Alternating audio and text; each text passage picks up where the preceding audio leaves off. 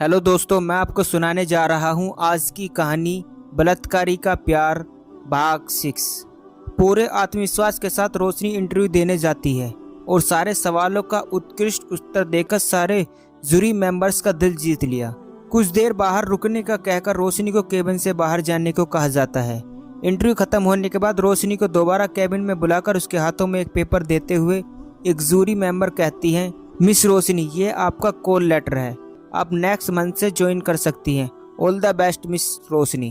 रोशनी मुस्कुराकर उन्हें आभार देती है और वहां से चली जाती है। सबसे पहले वो एक मिठाई की दुकान पर जाती है, वहां से मिठाई के 2 पैकेट तैयार करवाती है और सीधे बाबा के घर पहुंच जाती है। उनके पैरों के पास बैठकर कहती है, रोशनी, बाबा मेरी जिंदगी में तुम मसीहा बनकर आए। पापा का घर छोड़ते वक्त मुझे नहीं मालूम था कि कोई पिता सा हाथ मेरे सिर पर रखेगा और मेरी ज़िंदगी को नया मोड़ देकर मेरी ज़िंदगी संवार देगा। बाबा, बेटा मैं कोई मसीहा नहीं हूँ, मैं तो बस एक आम इंसान हूँ जिसकी अपनी ज़िंदगी का कोई ठिकाना नहीं है। वो दूसरे की ज़िंदगी कैसे संवार सकता है?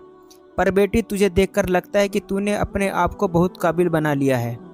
रोशनी, तुम्हारे बिना ना होते ये सब बाबा। देखे मुझे आज नौकरी मिल गई है, सब तुम्हारे आशीर्वाद से है बाबा। आंखों में आंसू और मन में खुशी की उत्साह लिए कहती है, बाबा आशीर्वाद देते हुए, मेरी बच्ची तू हमेशा खुश रहे। रोशनी बाबा के पास कुछ चीज़ें अगर मिठाई रखकर आश्रम चली जाती है। आश्रम पहुंचकर सबसे पहले मिसिस शर्मा के पास जाती है उन्हें आभार व्यक्त करने। मिसिस शर्मा उसे ढेरों आशीर्वाद देती हैं और कहती हैं, मिसिस शर्मा, रोशनी खूब तरक्की करो बेटा, कभी अपनी पुरानी ज़िंदगी को अपने आने वाली ज़िंदगी के आड़े मत आने देना। सुख दुख तो आते रहते हैं, पर तुम हमेशा अपने नाम की तरह खुद की और दूसरे की ज़िंदगी रोशन करते रहना। भगवान तुम्हें हिम्मत और ताकत दे। रोशनी काम पर जाना शुरू कर देती है। ज़िंदगी में आगे बढ़ने के रोशनी अपने काम के प्रति बहुत ईमानदार और वक्त की पाबंद रहती है। वो अपना काम को पूरी सटीकता और समय रहते पूरा कर लेती है। उसकी कार्य कुशलता से क्लीग्स और बड़े अधिकारी भी बेहद प्रभावित होते हैं। काम करते हुए 6 महीने बीत जाते हैं। एक शाम रोशनी को काम थोड़ा ज़्यादा रहता है। ऊपर से बारिश सुबह से हो रही है और रुकने का नाम ही नहीं ले रही है। मुंबई की बारिश से तो हर कोई वाकिफ है।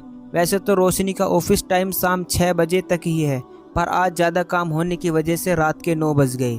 अपनी टेबल समेटकर वो ऑफिस से बाहर निकलती है। बारिश की वजह से कोई टैक्सी या ऑटो भी नहीं मिल रहा है।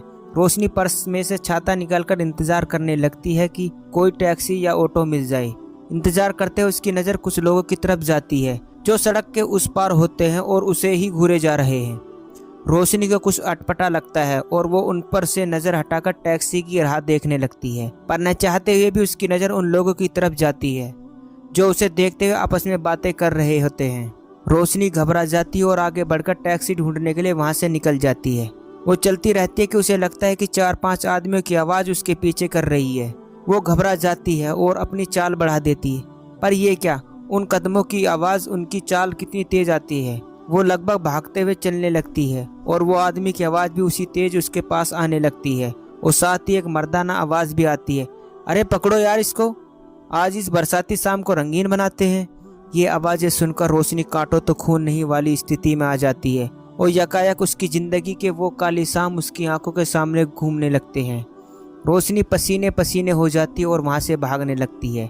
डर और घबराहट के कारण उसके हाथ से पर्स और छाता भी छूट जाता है। अब वो आदमी की और मर्दाना आवाज़ काफ़ी पास आने लगती है, अरे पकड़ो जल्दी यार, जाने न पाए। रोशनी घबराहट के कारण कांपने लगती है। डर उस पर हावी होने लगता है। वो भागती ही जाती है कि तभी वे एक इंसान काया से टकराती है और उस समय बेहोश होकर नीचे ज़मीन पर गिर जाती है। आखिर क्या होगा रोशनी का? क्या उसे वापस उसकी पुरानी ज़िंदगी में ढकेल दिया जाएगा या उसकी ज़िंदगी नया मोड़ लेगी? कौन सा इंसानी शरीर से टकराई रोशनी, जानने के लिए पढ़िए अगला भाग। दोस्तों, ये था बलात्कारी का प्यार भाग 6। दोस्तों, आगे की कहानी देखने के लिए हमारे चैनल को सब्सक्राइब